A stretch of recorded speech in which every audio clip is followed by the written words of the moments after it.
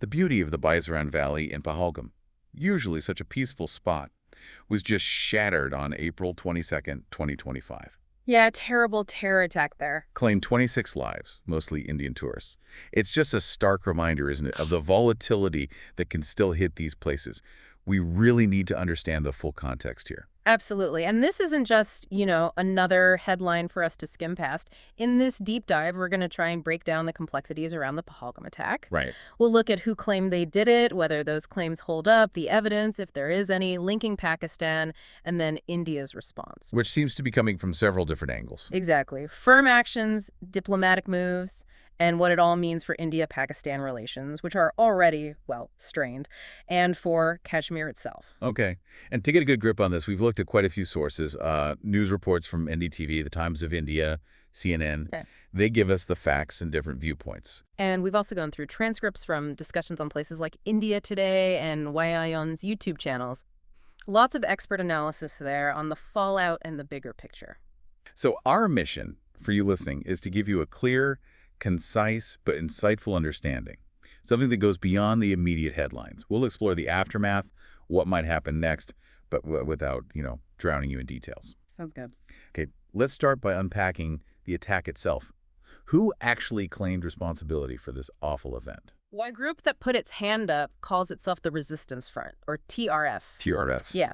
And our sources generally describe it as an offshoot of Lashkar-e-Taiba, Lati. Which is Pakistan-based and UN designated, right? Correct. TRF claimed it on social media. They mention unhappiness with outsiders and something about demographic change.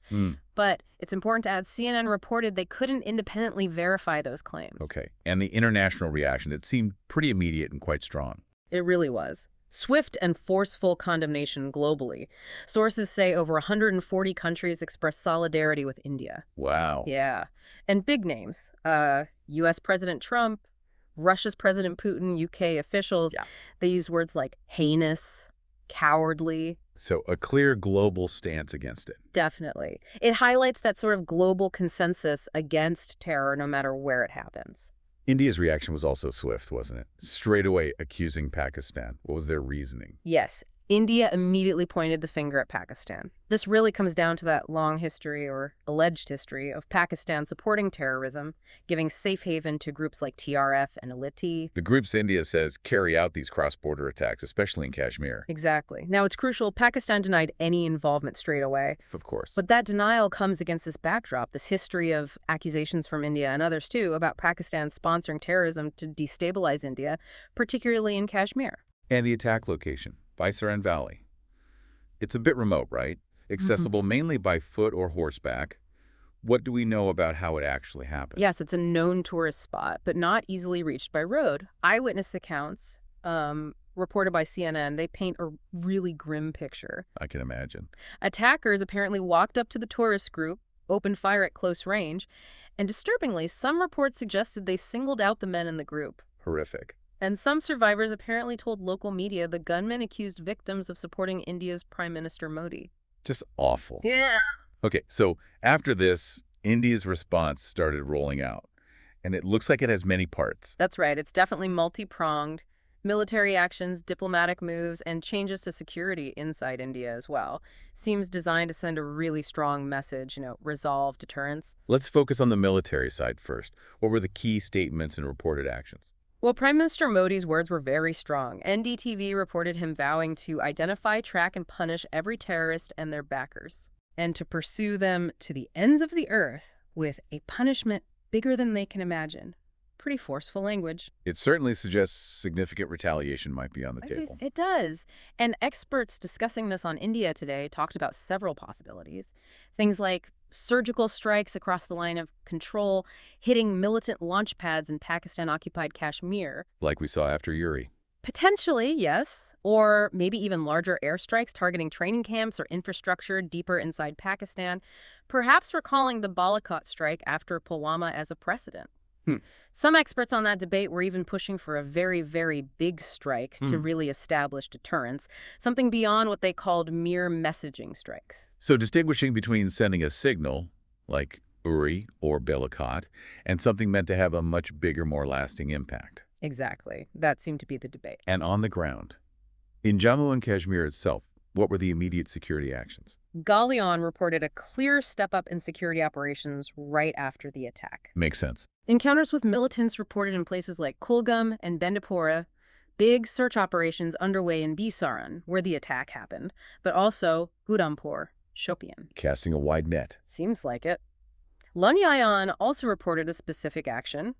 Security forces destroying the house of a Lashkar terrorist named Afshik in Monagama. Okay. And investigations. Arrests. Well, WION and CNN mentioned around 2,000 people being questioned, and a big reward, 20 lakh rupees, announced for information on 3 named suspects. Do we know who they are? 2 were reportedly Pakistani nationals, Hashim Musa, also known as Suleiman, and Alib, also known as Talapai. Interesting. And CNN also threw in a report about the Indian Navy conducting test missile strikes, possibly as a show of strength, a signal of capability. Right, a display of military readiness. Okay, so beyond the military, India also took some significant diplomatic steps, didn't they? Yes, quite assertive diplomatically. CNN and First Post reported a downgrading of diplomatic ties. That means expelling Pakistani military advisors, cutting down India's own diplomatic staff in Islamabad. That's a standard move in these situations often. It is, but perhaps the biggest move was suspending the Indus Waters Treaty, or keeping it in abeyance, as some sources put it. Now, that's major. That treaty is decades old, isn't it? Yeah. 64 years. It is.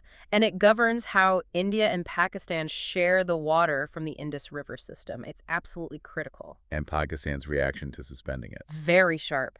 NDTV and First Post reported Pakistan called it an act of war. Wow. So can you just briefly explain the basics of that treaty and what suspending it allows India to do? Sure. So basically, the treaty divides up 6 rivers. India gets full rights over the 3 eastern rivers. Pakistan gets the 3 western rivers, though India is allowed some limited use on those western ones for certain things like power generation. Okay. Suspending it or putting it on hold gives India huge leverage.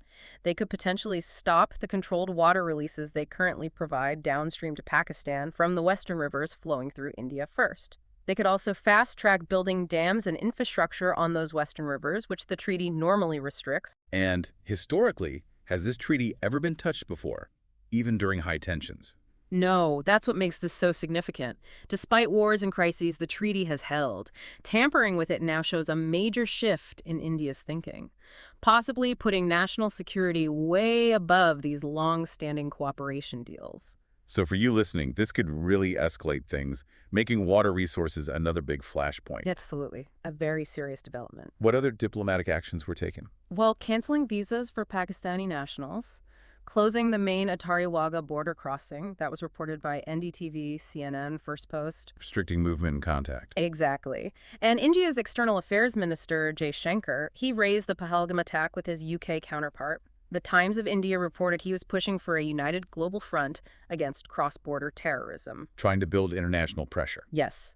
And Wayan mentioned India briefing foreign ambassadors in New Delhi about the attack as well. And amidst all this, what was the broader international community saying besides the initial condemnation? Well, CNN highlighted that while there was broad solidarity with India, the UN was also calling for maximum restraint from everyone involved, trying to de-escalate. Presumably. Right, a balancing act. Now, what about the domestic response inside India?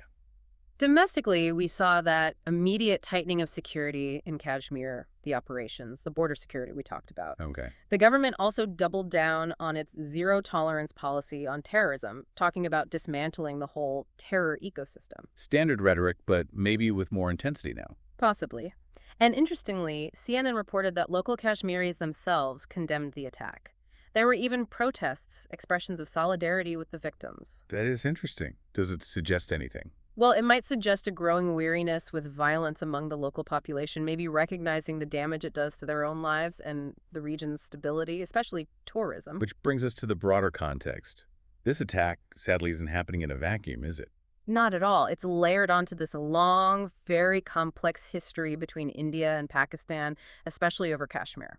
Yeah, CNN reminded us conflict since 1947, 3 major wars fought over it, one of the most militarized places on Earth. And Shashi Tharoor, in an NDTV piece, listed some grim milestones, major terror attacks in India linked back to Pakistan-based groups. Right. Chhatasingpura in 2000, the Indian Parliament attack in 2001, Mumbai in 2008, Uri in 2016, Pulwama in 2019. It just shows how persistent this problem has been. A truly tragic list, and India's way of responding to these has changed over time, hasn't it? It has. Thoreau's piece tracked that evolution. After the 2001 Parliament attack, remember Operation Parakram? Huge military mobilization, but no cross-border action in the end. Right. After Mumbai 2008, the focus seemed more on diplomatic isolation, boosting internal security. And Then the Pathankot Air Base attack in 2016 seemed to be a turning point. It led to the surgical strikes after Uri later that year, and then the Balakot airstrike after Pulwama in 2019. showing a greater willingness for direct military action across the border, even deep inside Pakistan. Exactly. A definite shift towards a more kinetic response. So experts are now debating what India needs to do for a more permanent solution, this idea of permanent deterrence. What are they suggesting? Well, the India Today debate dug into this. A key theme was needing to impose sustained costs on Pakistan. Not just reacting after an attack, but keeping up pressure across the board, economic, diplomatic, military, maybe even A cyber. more continuous strategy. Yes, and there was a feeling that India hasn't really had a consistent long-term Pakistan policy. It sort of swings between trying to engage and then getting tough again after an attack. Reactive rather than proactive. Kind of. Some experts suggested taking the fight to Pakistan somehow, maybe unconventionally, and targeting the so-called deep state, their elements in the ISI. The military was seen as vital for any real deterrence to work. Makes sense. Now, you mentioned tourism earlier. Given the attack was in Pahalgam, a tourist spot, there must have been discussion about the economic impact. Oh, definitely. Brahmat Shalani on that India Today debate really stressed how huge tourism is for Kashmir's economy. He estimated it around 21,000 crore rupees a year. That's substantial. It is, and Omar Abdullah mentioned figures like 2.44 million tourists. So hitting tourists directly really hits the local economy hard. Which led to some speculation. Yeah, speculation that maybe the attackers weren't local, because why would locals want to sabotage the very industry so many depend on? It would likely just anger the population. And the reports of local condemnation seem to support that idea. They do. That public anger and solidarity with victims could suggest the attackers miscalculated if they expected local support or perhaps didn't care about it. Finally, was there any talk, any sort of internal reflection in India about how this could have happened? Potential intelligence gaps? Yes, that came up on the India Today debate too. Questions were raised about possible intelligence failures or maybe a sense of complacency setting in. Complacency? How so? Well, the fact that there apparently weren't enough security personnel right there in the valley at that moment, it raised questions about threat assessments, resource allocation, though some debaters were cautious with the word complacency, suggesting maybe lack of efficiency or just not fully grasping the evolving threat.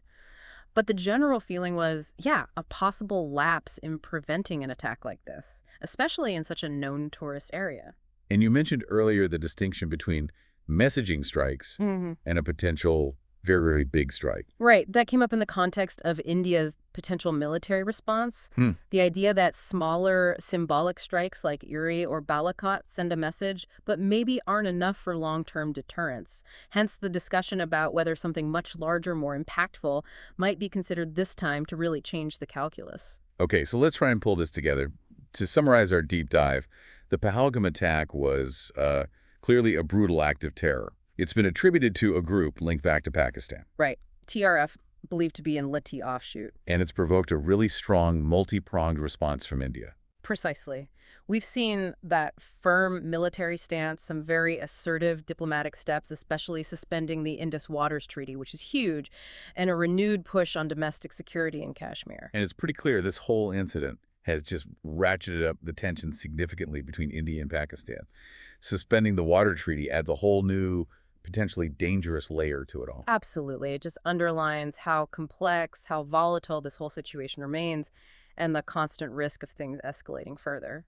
So considering everything we've discussed, the long history of attacks, the different ways India's responded over the years, the deep-rooted issues, it really leaves us, and you, the listener, with a big question, doesn't it? What mix of strategies, military, diplomatic, economic pressure, internal security, changes what combination actually holds the most potential for achieving some kind of long-term stability, for preventing these kinds of tragedies from happening again in the region? Yeah, there are no easy answers there at all. No easy answers, but it's something that definitely needs ongoing attention and critical thought from all of us.